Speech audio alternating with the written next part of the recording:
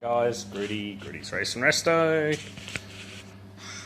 Thought we'd do a little bit on the trike today. Right. B&M shift cable. Volkswagen Auto. It all works.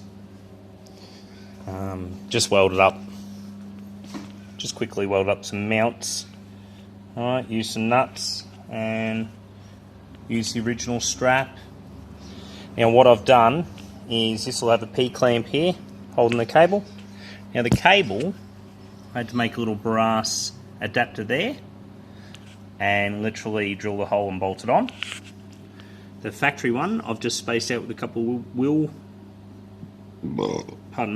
nuts at the moment, and I've had to run it through the frame. So I've got to grind that back so the cable can go a little bit neater, because at the moment it touches and I want the cable to sit a little bit straighter. So I'll actually, the hole in the frame, I'll actually elongate it even further. Alright. Yeah. Last thing left to do, I've mounted all the hubs and checked out the CVs. I have to change CV length. I'm going to cut the shafts and cut and shut them.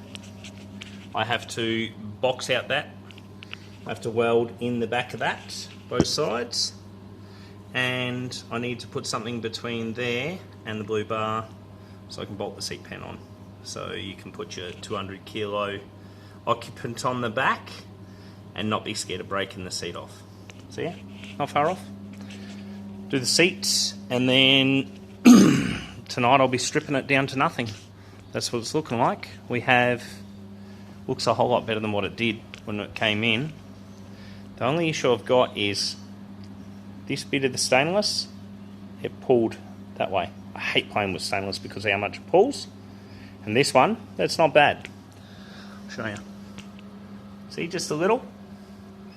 Near perfect. So what I'll do, I'll weld up here with my TIG in a little bit. And I'll do it with the TIG because all I'm going to do is I'm going to weld it, no filler.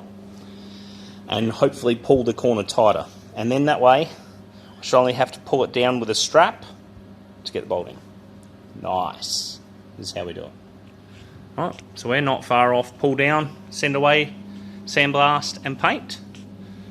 We were going to powder coat it, but I don't think we will. Yeah. Oh, it's been a long road, this one.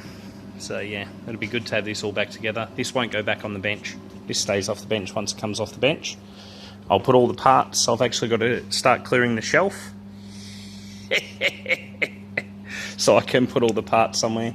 I've got a spot under the shelf, so I might even just go get a pallet. Oh, I got one out the front, and just load it up with all the parts and poke it on a pallet and just slide it under the bench for now.